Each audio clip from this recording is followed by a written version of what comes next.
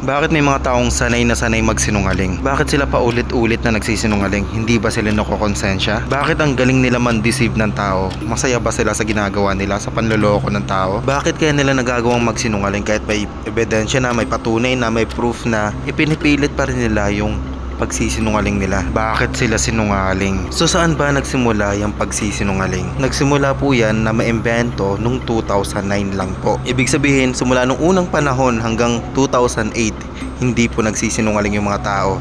Nitong 2009 lang na-imbento yung pagsisinungaling. Kaya ko nga pala sa Toma, may-ari ng YouTube channel na Kindly Naughty. At dito sa channel ko, gumagawa ako ng mga content na tingin ko hindi ka interesado. Kaya kiniklik mo to. Yun lang. Peace out, hindi pa tapos. Let's go. Natuto tayo magsinungaling, tayong mga tao, through human evolution. So, mas marami pong tao nakaka-survive dahil sa pagsisinungaling. Nung unang panahon, kapag malakas yung pangangatawan mo, malaki yung chance na mag-survive ka. Pero paano kung mahina yung pangangatawan mo? Ang kailangan mong gawin para makasurvive, kailangan mong maging sinungaling. Kailangan mong man-deceive ng mga tao. Nagkaka-idea ka na ba ng konti? Ha?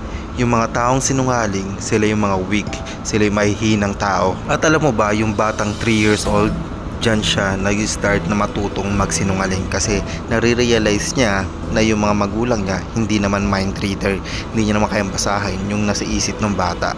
Kaya doon siya nag-start na magsinungaling. Pero syempre, yung mga magulang, nakikita nila, kaya hindi sila mind reader, nakikita nila, nalalaman nilang nagsisinungaling yung bata. Kasi nga, papunta pa lang sila, yung mga magulang pabalik na. Based sa experience nila, nalalaman nilang nagsisinungaling yung bata. At kapag nalaman nilang nagsisinungaling yung bata, kinokorek nila ito. Ang mga mabubuting magulang, tinuturuan nila yung mga bata na masama ang magsinungaling. Pero ito yung tanong ko, kung survival instinct natin na magsinungaling or nakakatulong ang pagsisinungaling para makasurvive tayo, bakit masama ito? Ito yung nasa isip ko. Siguro nung unang panahon na digmaan dito, digmaan doon, patayan dito. Siguro nga kailangan natin magsinungaling para man-deceive ng tao, para makasurvive. Lalo na kung malalakas na tao yung kalaban natin, tas may hinang tao lang tayo, kakapit na lang tayo sa pagsisinungaling, sa pangloloko ng tao. Pero sa panahon natin ngayon na civilized na tayo, kahit pa paano stable na rin yung mga rules, policy at mga batas natin at may isang paniniwala tayo. Siguro majority ng mga tao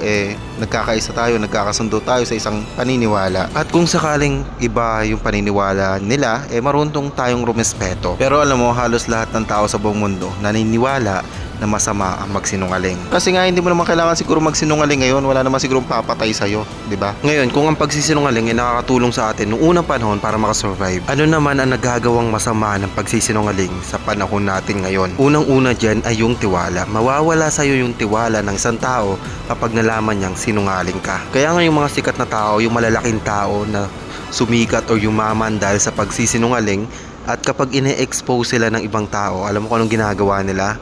Nagbabanta ng buhay, sasampahan ng kaso, handang magbayad, wag lang ma-expose sila. Kasi pag na-expose na sila, na sinungaling sila, mawawala sa kanila yung mga followers, yung mga supporters, yung mga subscriber. Kasi doon siya kumukuha ng lakas ng loob ng tapang, ng pera, doon sa mga followers niya. Kaya paano na lang kung mawala sa kanya yung tiwala ng mga followers niya? Kaya handang-handa siyang magbayad or sampahan ng kaso or ipapatay yung tao, wag lang ma-expose na sinungaling siya. Yung pagsisinungaling, pwede rin siya mag-cause ng stress sa isang tao. Lalo na kung yung isang taong yun ay hindi sanay magsinungaling, may stress talaga siya. Lalo na kung pinipilit lang siya magsinungaling dahil meron mga taong nag-uutos sa kanya na malalaking tao, na makapangyarihan. Kaya masama ang pagsisinungaling. Hindi lang niya na-harm yung mga tao sa paligid niya, kundi yung sarili niya rin kasi may stress siya. At ito pa yung isa pang dahilan kaya masama ang pagsisinungaling, dahil sa moral integrity. For example, sa trabaho, na halip na dapat ito yung gawin mo, natulog ka. 'Di ba? Halip na nagtatrabaho ka, kumakain ka. Halip na nasa Senado ka nagtatrabaho, nandun ka sa Rapid Tulpo in action. Halip na sipagan at galingan mo sa trabaho, mas pinipili mo pang maglatag ng banig at matulog. Tingin mo worth it ba na i-promote yung ganong klaseng empleyado? Tingin mo worth it ba na yung isang senador na gusto na lang matulog at maglatag ng banig, gawin pang presidente. So nagigets mo, yung taong sinungaling nawawala sa kanila yung moral integrity. Na kahit walang nakatingin na katrabaho or manager or kung sino man na boss na tumitingin sa'yo, ginagawa mo pa rin ng tama yung trabaho mo. At kung sakaling ikaw yung taong may magandang moral integrity, ikaw dapat yung pinopromote sa trabaho at hindi yung taong natutulog lang kahit oras ng trabaho. At pang-apat na dahilan kaya masama ang pagsisinungaling ay dahil sa deception. Deception, panloloko, panlilin lang. Kumbaga, pinagtatakpan mo yung katotohanan. Pinapaniwala mo yung mga tao sa isang kasinungalingan. Minimislead mo sila, gumagawa ka ng mga bagong kwento. Or nag-iimbento ka nga ng kwento na dinadagdagan mo, binabawasan mo, nagpa-fabricate ka ng kwento. Siguro naman mag-a-agree ka sa akin na masama ang deception. Siguro naman gets mo na masama talaga yung pagsisinungaling. Lalo na kung gagawin yan sa'yo. Paano na lang kung lahat ng tao nagsisinungaling? Sino na lang yung pagkakatiwalaan mo? Paano na lang kung yung mga namumuno sa gobyernong ito ay mga sinungaling? Hanggang sa mga sangay ng gobyerno, mga korap at mga sinungaling. Kahit yung mga influencer na pinapanood mo sa YouTube, sinungaling. Kahit na yung manager mo, katrabaho mo, or mga empleyado mo, sinungaling. Kahit kamag-anak mo, kapitbahay mo, magulang mo, sinungaling. Kahit asawa mo, anak mo, sinungaling. Tingin mo, magkakagulo-gulo ba tayong mga tao dito sa Pilipinas? Mag-aaway-away ba tayo? Magigera ba tayo? Ano sa tingin mo mangyayari? Paano kung sabihin ko sa yung totoong nagsisinungaling tayong lahat? Kahit ako, sinungaling ako. Lahat ng tao ay sinungaling. Hindi lang dito sa Pilipinas, kundi sa buong mundo. Lahat ng tao ay sinungaling. Nasabi kong lahat ng tao ay sinungaling dahil may iba't ibang uri ng pagsisinungaling. Kagaya ng white lies. For example, sinabi nating pupunta tayo pero hindi naman pala tayo pupunta, o kaya naman sabihin nating on the way na tayo pero naliligo ka pa lang pala. Ganun yung klase ng white lies. Kumbaga ayaw nating maka-offend o kaya basta ganun, nagsisinungaling tayo ng simpleng bagay. Pero yung simpleng pagsisinungaling na yun, kapag sunod-sunod or maraming beses ka nagsinungaling sa isang tao, mawawalan siya ng tiwala sa'yo. Broken promises, pwede rin siyang pagsisinungaling. Kasi, alam mo, nag-promise ka sa isang tao pero habang sinasabi mo yung promise na yun, wala ka naman talaga intention na gawin yun. Ibig sabihin, nagsisinungaling ka lang. For example, nangako ka sa isang tao na sinabi mo na ipapahiring mo to, dadalhin mo to sa Senado, pero until now, ayun, wala ka pa ring action na ginagawa. Kinalimutan mo na lang. Isa pang uri ng pagsisinungaling ay ang lie of fabrication. Nagsasabi ka or may sinasabi ka isang bagay na hindi ka naman sure na totoo yun. Alam mo sa sarili mo na hindi totoo yun, na hindi ka sure na totoo yun, pero sinasabi mo doon sa ibang tao na totoo talaga yun. Pinipilit mo silang maniwala kahit hindi ka sure na totoo yun. Ganun po siya. Isa pang uri ng pagsisinungaling ay ang bold-faced lie. Kahit kitang-kita mo na ginawa niya na halimbawa may kinuha siyang bagay, kinuha niya yung kinuha niya yung smartphone, tapos kinumpronta mo siya, ba't mo kinuha yung smartphone, ba't mo ninanakaw? Sabi niya, hindi ko kinuha to, ewan ko ba't nandito na sa bulsa ko. Ilan lang yan sa mga uri or example ng pagsisinungaling. Pero alam mo ba kung anong tawag sa taong araw-araw na lang nagsisinungaling? Hindi niya mapigilan na magsinungaling. Ang tawag po doon sa taong ganun ay pathological liar. Consistent siyang nagsisinungaling, as in araw-araw nagsisinungaling siya.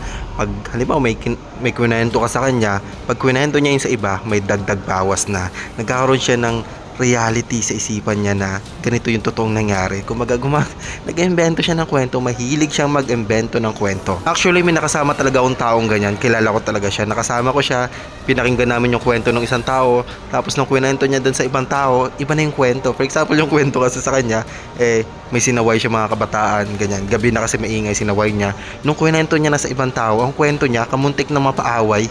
Isipin mo yan, ang layo na doon sa kwento. Sinaway niya lang yung kabataan kasi maingay. Ang pagkwento niya na doon sa ibang tao, kamuntik na mapaaway, kamuntik na mapatrouble, di ba?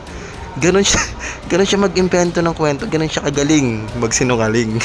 May isang kwento rin doon sa taong mismo na yon.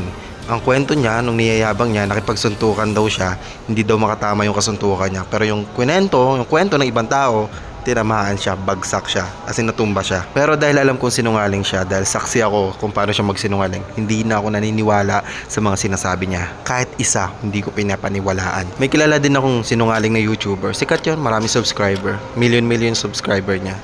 sinungaling din siya. Magaling siya mag-imbento, magaling siya mag-promise tapos hindi niya tutuparin. Inconsistent siya sa mga sinasabi niya tapos consistent siya magsinungaling. Madalas nga napapakinggan ko yung sinasabi ni Atty. Libayan na yung taong sinungaling, yung taong sanay magsinungaling ay sinungaling na habang buhay. Parang ganun yung pagkasabi niya, parang same thought. Alam mo kung bakit sanay na sila magsinungaling, di na sila mababago kasi nagsimula sila doon sa white lies or yung normal lying at nasanay na sila doon na kapag nagsisinungaling sila, nakakaligtas sila. Pinagbibigyan lang sila. Psychotherapy na lang yung pag-asa nila. Yun nga lang, pupunta ba itong mga taong to?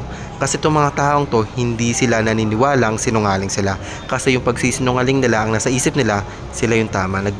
Iniisip nila, yun yung reality. Alam mo kasi yung mga taong pathological liar, meron na silang personality disorder. Mga example ito, narcissistic or self-centered sila. Isa pang example is yung borderline personality disorder. Ito yung madalas magalit at feeling niya hindi siya importante pero gusto niya maging importante. Nagkakaroon din siya ng mood swing kaya madalas hindi niya nakokontrol, hindi stable yung relationship niya. Nagkakaroon din siya ng mga suicidal thought, tapos takot siya maging mag-isa lang, ayaw niyang maabando siya ng ibang tao. Isa pang example ng personality disorder ay antisocial personality disorder. Ang mga taong may antisocial personality disorder ay madalas ma-involve sa mga criminal behavior kagaya ng pagnanakaw, physical assault. Nagagawa nila ito kasi wala naman silang pakialam sa feelings mo, wala siyang pakialam sa tama at mali. Pero bago niya magawa yan, yung mga kahindig-hindig na gawain kagaya ng pagnanakaw or physical assault, nagsisimula yan sa pagsisinungaling, sa duplicity or yung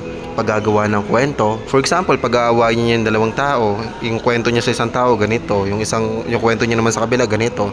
Kumbaga nagsisinungaling siya sa dalawang tao para mag-away. Nang mamanipula rin siya ng mga tao para sa personal gain. Ngayon, gusto ko lang sabihin ulit sa'yo na yung mga taong sinungaling ay habang buhay ng sinungaling. Hindi na yung magbabago kasi hindi naman sila pupunta sa mga psychotherapy. Yung mga taong sinungaling, hindi nila alam na sinungaling sila. Akala nila totoo yung sinasabi nila. Again, lahat naman tayo nagsisinungaling dahil may mga tinatawag na compulsive liar. Kapag nagsisinungaling tayo, aware tayo, conscious tayo na nagsisinungaling tayo. At kapag nahuli tayo nagsisinungaling, naglatag na ng patunay ng mga proof na nagsisinungaling talaga tayo, nakokonsensya tayo. Na nagigilty tayo, na nahihiya tayo, napapahiya tayo kapag nalaman ng ibang tao na sinungaling tayo. Pero kabaliktaran ng pathological liar, hindi sila nahihiya, makakapal ang mukha nila. Hindi rin sila nakokonsensya, bagkos pinapaniwalaan nila yung kasinungalingan nila. Feeling nila yun talagang totoo. Kasi nga may personality disorder sila. Siguro pwede na nating tawaging bobong kriminal, no? Pwede na ba nating tawaging baliw yung taong naniniwala sa sarili nilang kasinungalingan kahit pakitaan pa natin na ebidensya, dun pa rin sila naniniwala kasi sa kasinungalingan nila. Alam mo yung sagot ko dyan? Tingin ko hindi sila baliw. Feeling ko ngayon matalino sila magsinungaling. Dahil sa pagsisinungaling, malapit na sila maging presidente. At alam mo ba, yung mga compulsive liar, kagaya natin na nagsisinungaling, meron tayong dahilan kaya nagsisinungaling tayo. May reason tayo kung bakit tayo nagsisinungaling.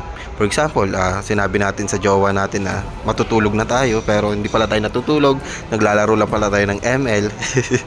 Nagsinungaling tayo kasi ayaw natin ng istorbo, ayaw natin may nagchat-chat, may nagvi-video call sa atin habang naglalaro ng ML. Pero yung mga pathological liar, hindi natin malaman kung anong reason, kung anong motivation nila kung bakit sila nagsisinungaling.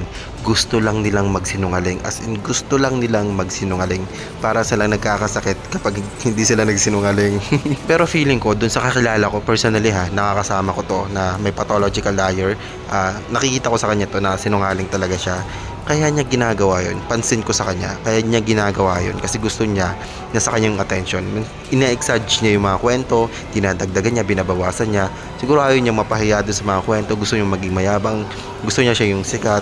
Kasi yung status niya sa buhay hindi naman ganun kataas. Pero pag siya na yung nagkwento, gusto niya siya yung sikat, siya yung magaling, ganun. Kumbaga gusto niya na sa kanya yung attention. Pag nagkukwento siya yung pinapansin, siya yung pinakausap, sa kanya yung attention.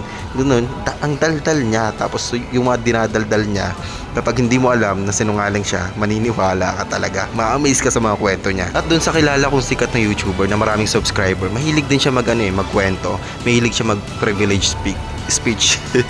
Mahilig siya mag-privilege speech.